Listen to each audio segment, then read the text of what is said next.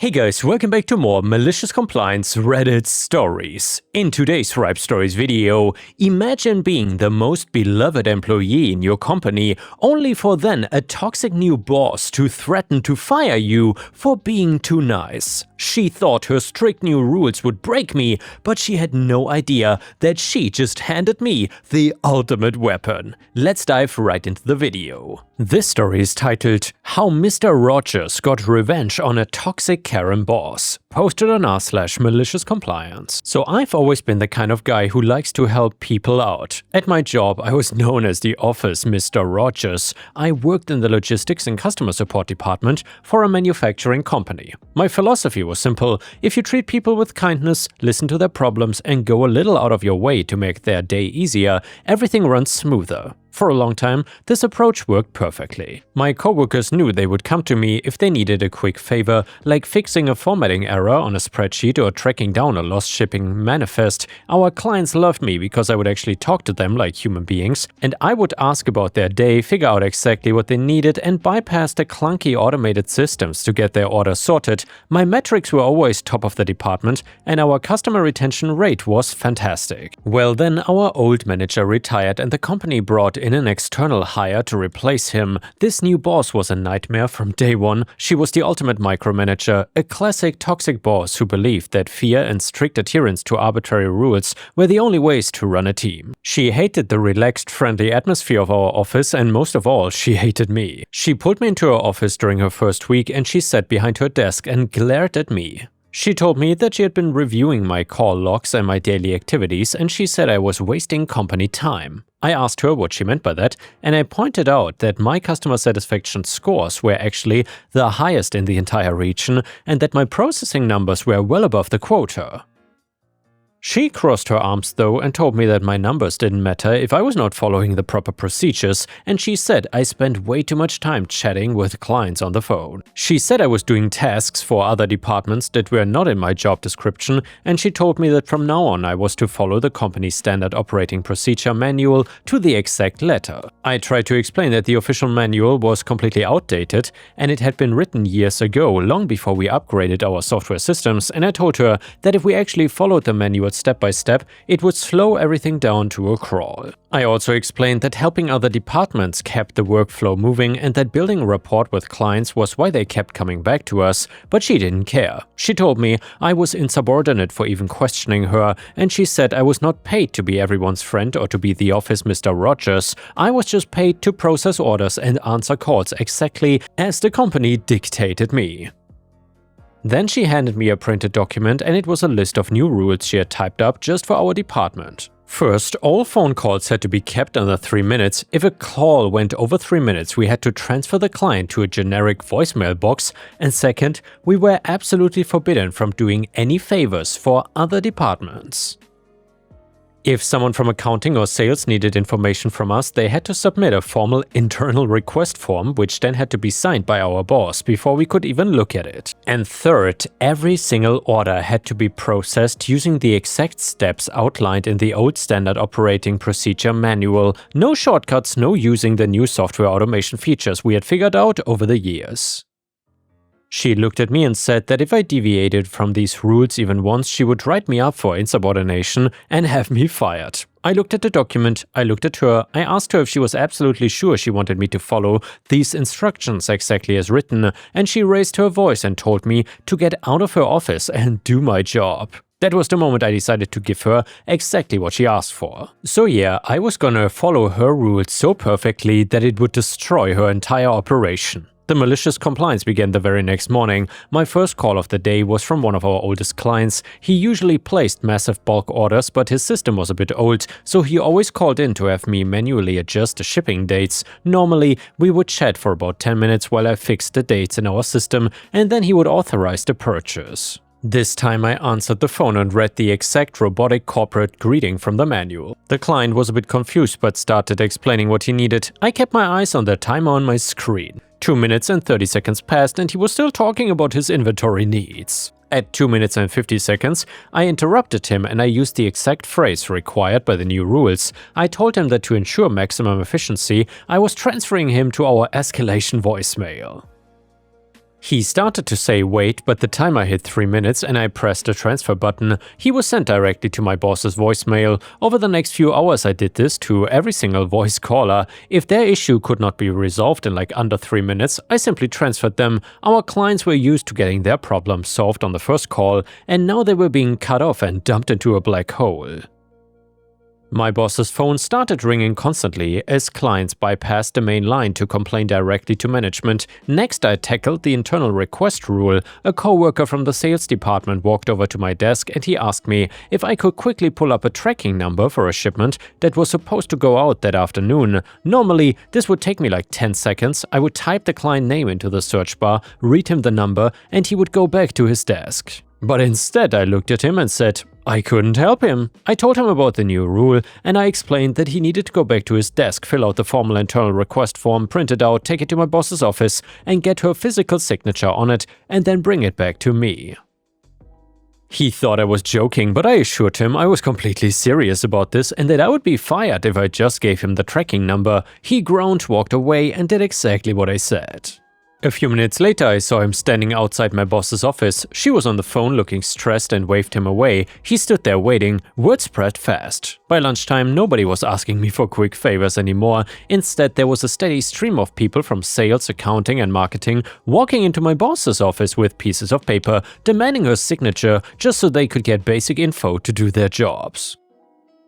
She was getting visibly frustrated, but she had created the rules, so she had to sign them. But the real masterpiece of my compliance was the order processing. As I mentioned, the old manual was hopelessly outdated. For years we had been using a streamlined digital process that allowed us to approve and route an order in about 5 minutes. The old manual, however, required us to print out the order form and triplicate. One copy went into a physical filing cabinet. One copy had to be placed in an outbox for the warehouse, and the third copy had to be manually stamped with the date and mailed to the billing department on the other side of the building. I spent the entire afternoon printing, stamping, and sorting physical papers. My desk was covered in stacks of paper. I was moving at a snail's pace, but I was following the manual with absolute precision. By the end of the day, my total processed orders were down by like 80%. This continued for a few days. The entire department was grinding to a halt, essentially. My coworkers saw what I was doing and realized that if they also followed the rules exactly, they could not get in trouble either. Soon, the entire team was cutting off clients at the 3-minute mark, refusing to help other departments without signed forms, and printing everything in triplicate. The warehouse was furious because they were getting physical papers instead of instant digital notifications. The sales team was losing their minds because they couldn't get tracking updates without waiting hours for a signature, and the clients were threatening to cancel their contracts because nobody would stay on the phone long enough to help them. The breaking point happened about a week later. We had a massive account, one of the biggest buyers in our sector, and they submitted an urgent, high-priority order that needed to be processed and shipped within 48 hours.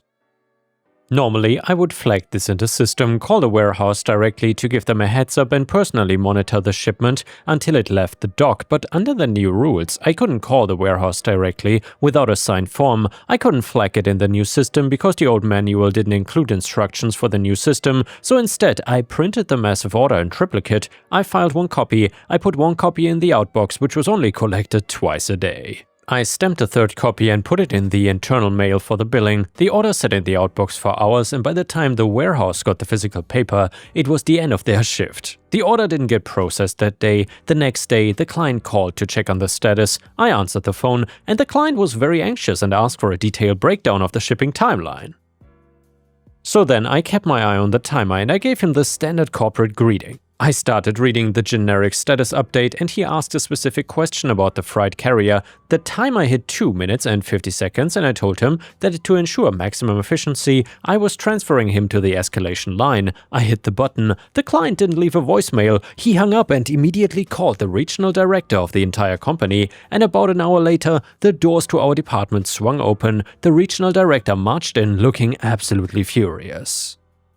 He walked straight past my desk and went into my boss's office and he slammed the door behind him. Even through the glass, we could hear the yelling. The regional director was demanding to know why our biggest client was suddenly threatening to pull their entire account, and why the warehouse was backed up with physical paperwork, and why the sales team was complaining that our department had become a bottleneck. My boss tried to defend herself. She opened her door and pointed directly at me.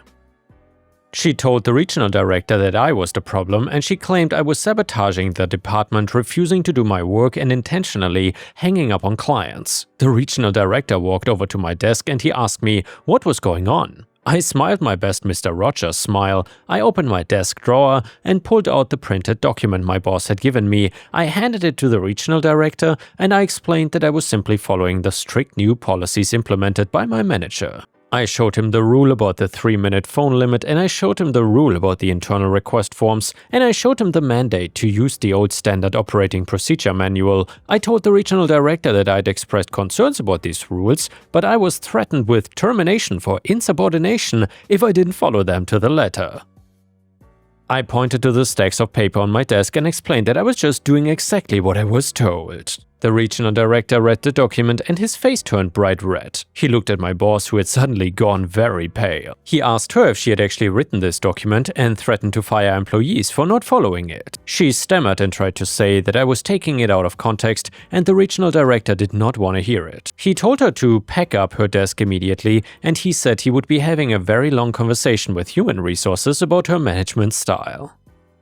She ended up getting escorted out of the building sometime later, and later on the regional director immediately revoked all the new rules. He sent out a company-wide email apologizing for the disruption and stating that we were to return to our previous methods of operation. I ended up calling the big client back, I bypassed the script, apologized for the confusion, and spent a bit of time on the phone with him sorting out his massive order. I walked down to the warehouse myself and made sure it got loaded onto the truck. The client was thrilled and decided to keep his account with us. The office went back to normal. The sales team could get their tracking numbers in 10 seconds again, the physical outboxes were thrown into the recycling bins, and I went back to being the office Mr. Rogers, happily helping anyone who needed it without a single piece of triplicate paper inside. And the next one is titled, Boss, Under No Circumstances. Me. Okay. So for context, I was working in promotions at a TV station. The GM thought it would be a good idea if I was also a sales assistant. From 8 to 12 I was only to do sales stuff,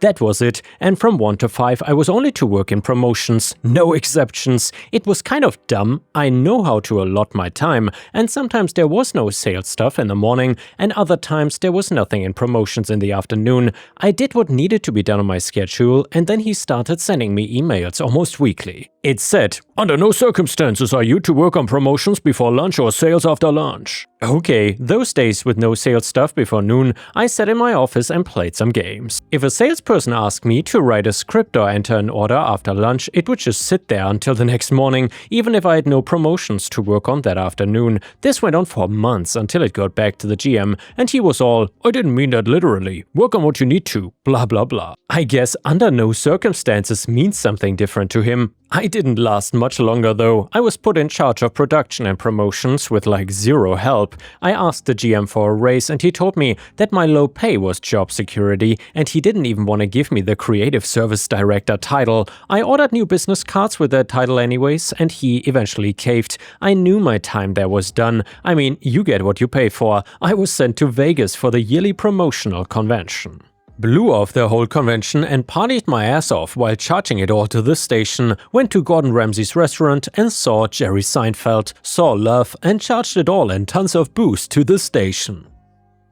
I made it a day and a half back before getting fired, had a sales guy whine to the GM because I was so busy and wouldn't drop everything to kiss his butt, and then I told him to go screw himself. Later on that day, I was brought into the GM's office with the sales guy to apologize. Suffice to say, I kinda lost it and told them both to go screw themselves. Fired the next morning. The best thing that ever happened to me. I'm now self-employed and make more than double what I made at the station, with no ass to kiss. Screw the office life.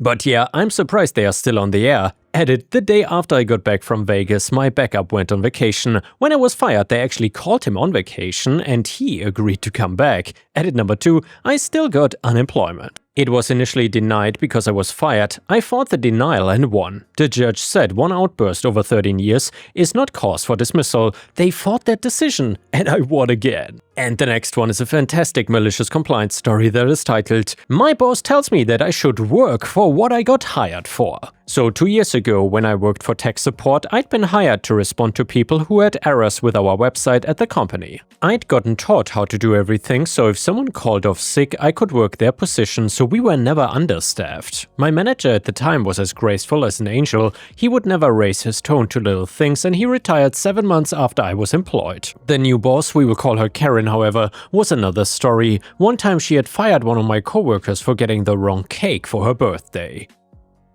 But I was never the one who got in trouble, as I was not causing any issues until I started working in a different position. "What are you doing, OP?" "I'm covering someone's shift." She cut me off. "You work as tech support. There are people waiting." "Yeah, but the shift I'm covering is more important than tech so—" She cut me off again. "Do the job you were hired for. Go to the front and do your job." So, cue malicious compliance mode. As you wish, Karen. I walked to the front desk and do exactly as I was asked. I went to the front, helped everyone there, and when I was done I sat there doing nothing as I was doing my job helping with tech issues. About an hour or so later, my boss bursts in the room absolutely fuming. "What are you doing, OP?" "Well, you see, Karen, I'm just doing my job. I was hired for tech support, so I work as tech support." "But there are issues at the back, OP. Come on, help us." "I'm sorry, I need to do the job I was hired for, so I cannot help you." And I smirk. The following day, she let me cover someone else's shift and she worked for tech support. And the next one is a funny malicious compliance story that you don't want to miss. It is titled, "No problem, I will print that video for you." And while I'm at it, I might have fired you as well. So for context, this happened a few years ago. I was 18 and working as a receptionist for a community nursing service. As the youngest in the team by a long shot, the average age of employees being around 55 to 60, I was usually the one responsible for the computer stuff. You know, mostly just simple things, nothing a quick Google search could not solve. The other staff members were wonderful, and I learned a lot from working with them. Except for the assistant manager Karen. This woman was the bane of my existence. She was like 75 plus, recently came out of a 15-year retirement as a receptionist, and was armed with a certificate in business management from a 4-hour online course. She refused to use basic computer skills such as Word or email, stating that she didn't need to learn them again when she had others do it for her, namely me. In a 5-hour shift, I would spend like 3 hours just fielding her tasks. Needless to say, this came along with all the fun personality traits that make a manager from hell. Malicious compliance. At the start of my shift, I received an email from Karen asking me to print the attached files. One was a PDF, the other an MP4. So, assuming she meant just a PDF, I take the printed copy to her, and this is roughly how the exchange went. "Karen, why do you only have one file? I sent 2. Me, you want me to print an MP4? Karen, isn't that what I asked? A monkey could do your job and probably better at that. Here, I'm pretty sure she laughed at her own joke. Me, desperate now. Look, I don't think you understand. Karen, don't try and teach me. Don't forget I did your job for 20 years and now I could have you fired.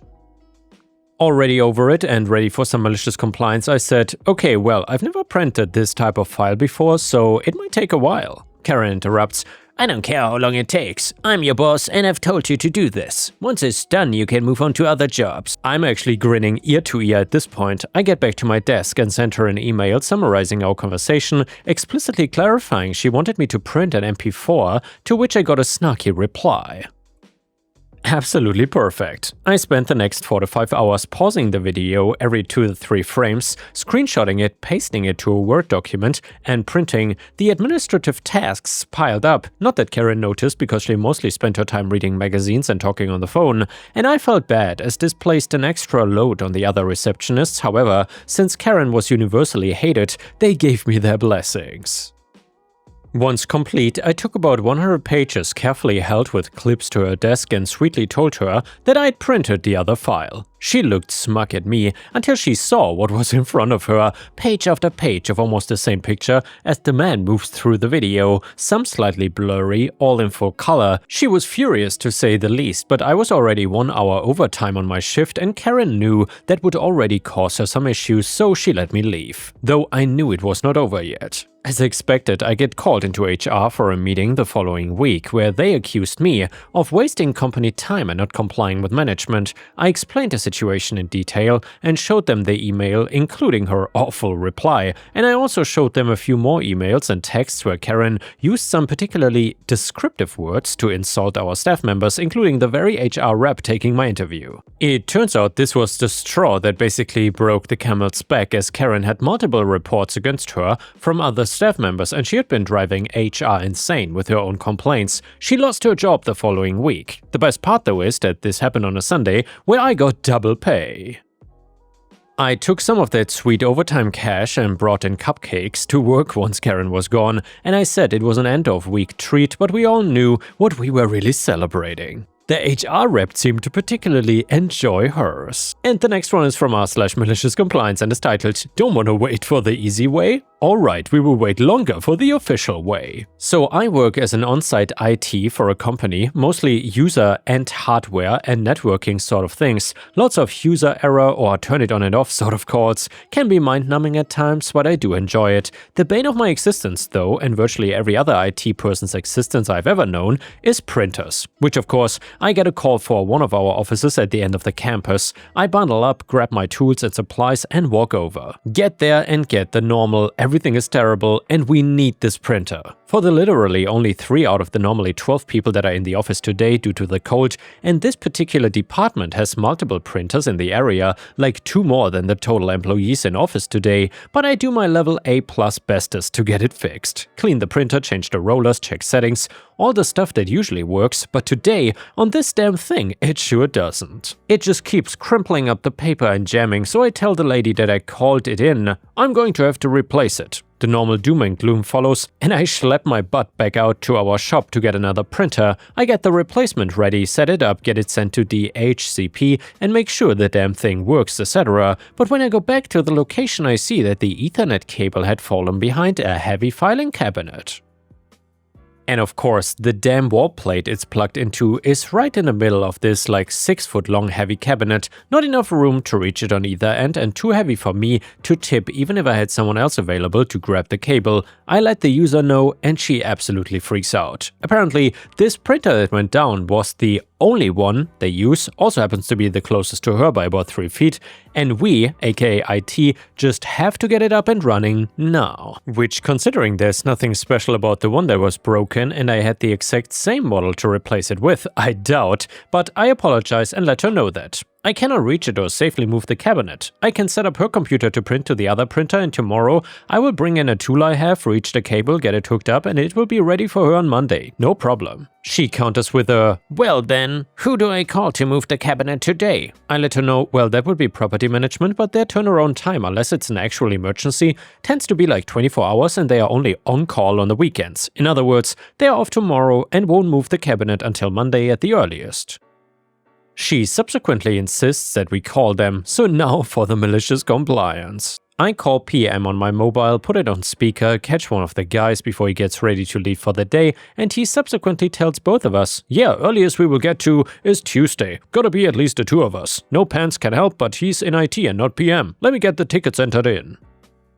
Ah, okay, yeah, we will be over Tuesday before noon unless something comes up. No Pants, can I just plug that thing in? I stifle a chuckle, knowing that PM guy is more than capable of plugging in an Ethernet cable, and I say, yeah, unless you really want IT there, we can have a tech come over. Might have to check the schedule. I'm off on Mondays and Tuesdays. Who will be here, so might have to push it back to Wednesday. This whole time the user has the stunned look of someone that got smacked upside the head and is still recalibrating. PM guy says, nope, we are fine. Tuesday before noon unless an emergency pops up. And he hangs up. I tell the user, well, that will work for us in IT. I will get this old printer removed, thank you for your patience. Once PM confirms that everything is done, we will have a tech come by and make sure the printer is still working and is networked properly. After I got back to the shop and told the other tech on duty, we had a hell of a laugh. I called PM and told him to go ahead and cancel. I'll bring in my little grabber tool in tomorrow and get it hooked up.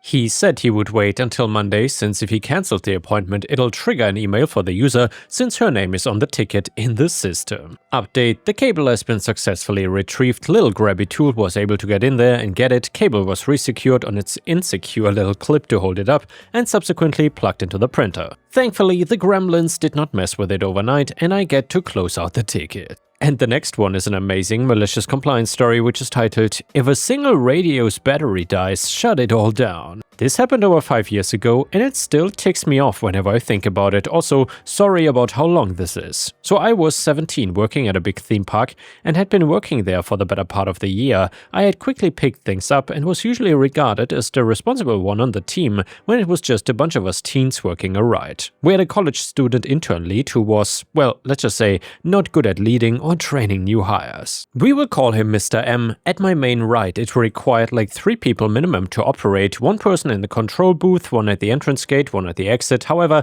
we could have 4 or 5 if we were incredibly busy to help deal with the line. The people in the booth and at the entrance could not see the person at the exit directly, so we used radios. The control booth also had a camera on the exit gate. From day 1 on the job, we were taught hand signals in case the radio dies or for quick communication. These signals were universal across the entire park.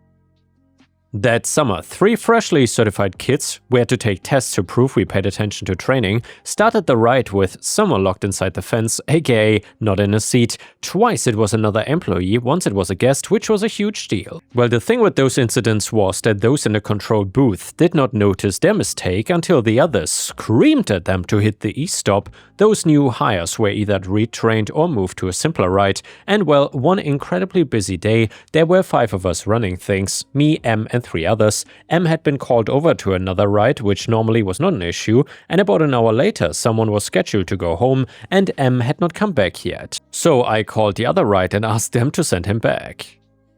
We could have run things with 3 of us, but it was super busy and we really needed a 4th. A few minutes later, someone, not our lead, was sent over to take over. Weird, but no big deal. And another hour or so went by and someone else needed to go home, and I called again asking for M. Also, all the radio's batteries were dead/dying. Things had slowed down, so I, being the spare 4th person, took the radios to the office to get fresh batteries. This took less than 10 minutes, and in that time the guys had switched to hand signals as we were trained. When I came back, our lead had once again sent someone else over to take his spot. At this point, I realized that M was probably just shooting the crap in the nice air-conditioned booth at the other ride. Now, the guy that got sent over to us was normally at a roller coaster and hadn't been at this ride in over a month. So I gave him a quick review and he took controls. I turned around for maybe 30 seconds when I hear yelling. I turn around and the ride was stopped maybe 3 feet off the ground with our entrance guy locked in the fence. The guy at the controls saw what he did and hit the e-stop, something that the other screw-ups that summer did not think to do. We had to call upper management and wouldn't you know, M came running over. This time the highest of the higher-ups came over as well. They literally pulled each of us aside and interrogated us, which was odd, and then walked away and talked for like half an hour. They then fired the guy at controls on the spot and came up with BS reasons to get the rest of us removed from running rides. They absolutely were only doing that to make an example of us. I tried to rip into M for shirking his duties, but as an anxiety-ridden kid, it did not hit very hard. Honestly, I was mainly pissed off that they fired the poor guy who never should have been there in the first place. Remember, I took the already dead radios earlier, and they tried to say that I'd removed communication devices from the ride area, which prevented them from letting controls know they were outside the gate. They were basically trying to pin the whole thing on me. Total BS, because this happened after I brought them back. I assume M threw me under the bus for being in charge while he was not there. Also, we had hand signals. I tried explaining that to them, but they didn't give a crap. I refused to sign the paperwork, which would be admitting fault, so this fight was stretched over multiple days. Plus, I was leaving for college in like 2 weeks, and I didn't want to spend my last days of summer cleaning bathrooms. They gave us a new rule then. If a single radio was dying, we had to call a manager to fetch us a new battery, even if we had people to spare to go grab one instead. If a radio died, we had to close the write. Managers roamed around the whole area and were responsible for so much, so if you called them and it was not urgent, it could take a long time for them to show up. The next day my radio was dying, I called the manager, half hour goes by, I call again, my radio died, I shut down the write, and the people in the over an hour line got absolutely pissed. I explained to people that we had to close because of the radios.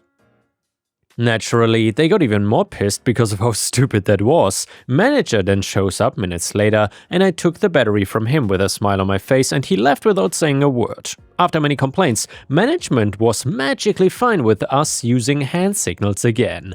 I never signed that paperwork, I just left for college, and funnily enough, Emma also went to the same college. I ran into him once and he just kind of nodded at me, I gave him a dirty look, and I never saw him again. The next summer, I was rehired by the park as a lead and actually did my damn job. And the next one is a malicious compliance story, which is titled, "Don't Microwave My Muffin." So once upon a time, I worked at a Wendy's, like back in high school, and at the time they had just started to experiment with breakfast foods like coffee and muffins, and the muffins came frozen.